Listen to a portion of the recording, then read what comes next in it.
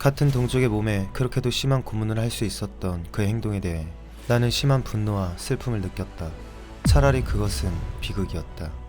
일제의 앞잡이가 되어 같은 조선인을 잡아다 상상할 수 없는 모진 고문을 행한 악질 친일파 하팔락의 이야기.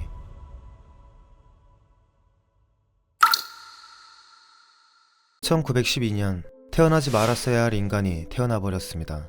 바로 하팔락. 경남 진주에서 태어난 금수저 인물이었죠.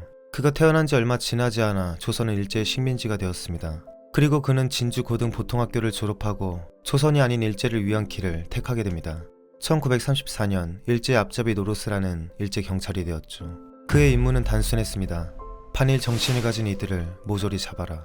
그 누구보다 직업정신이 투철했던 것인지 아니면 출세욕이 남달랐던 것인지 수많은 조선 독립운동가들을 때려잡는데 혈안이 되었습니다.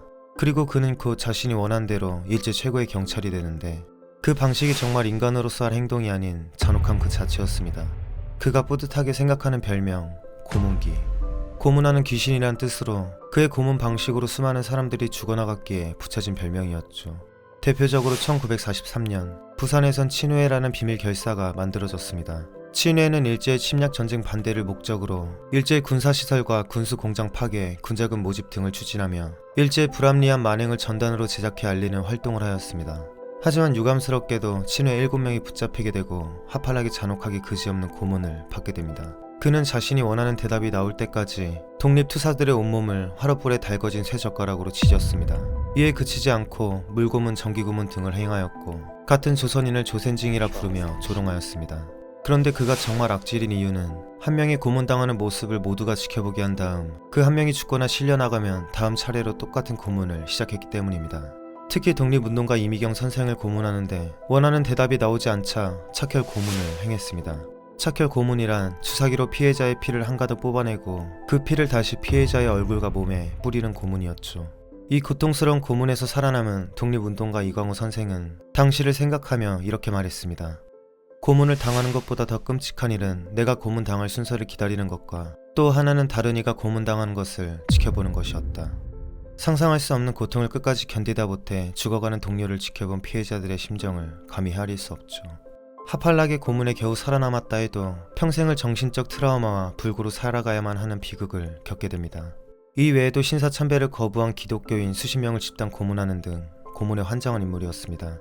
물론 이렇게 고문기로 악명을 떨치던 하팔락은 일제의 인정과 예쁨을 받으며 승승장구하게 됩니다.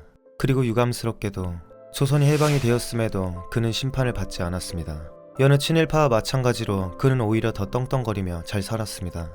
남한에 들어온 미 군정이 일제관리 재등용 정책을 펼치며 친일 경찰 대부분을 그대로 등용했기 때문입니다.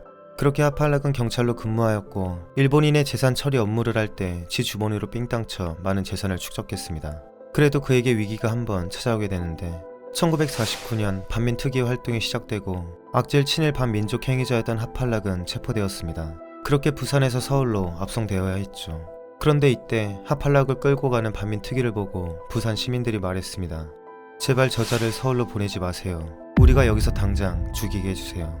그만큼 그를 향한 민중들의 분노가 살벌했죠. 하팔락은 자신이 행한 악행들을 철저히 부인하였습니다. 그리고 반민특위는 여러 정치적인 이유로 와해되었고 하팔락은 어떠한 처벌 없이 석방되었습니다. 어이가 없죠. 그동안 조선인 때려잡으며 돈은 무진장 벌어놓았던 하팔락은 뭘 잘했다고 1956년 경남도의원 선거와 부산시 의원에 출마하였지만 당연히 낙선됩니다. 결국 정계 진출을 포기한 하팔락은 이번엔 사업가로 변신하게 되는데 신용금고사업 등 기업체를 운영하는 사업가가 되었고 엄청난 떼돈을 벌게 됩니다. 한국의 친일 인물이 잘 먹고 잘 사는 사례 중 하나였죠. 반면 하팔락에게 당한 독립운동가의 씁쓸한 일화도 전해집니다. 이광호의 아들은 아버지의 독립유공자 선정을 위해 증거를 수집해야 했습니다. 아버지 이광호는 하팔락으로부터 모진 고문을 받았으며 평생 불구로 살고 있었죠. 아들은 증거 수집을 목적으로 하팔락을 찾아가야만 했는데 그때 이광호는 이렇게 말했습니다. 그를 만나면 죽여라. 그는 사람이 아니라 인두껍을 쓴 짐승이다. 더 안타까운 것은 증언을 받기 위해 하팔락을 찾아간 아들의 눈에 매우 부유하고 건강한 모습을 하고 있는 하팔락이 있었다는 것입니다. 결국 아들은 씁쓸히 발길을 옮기게 됩니다.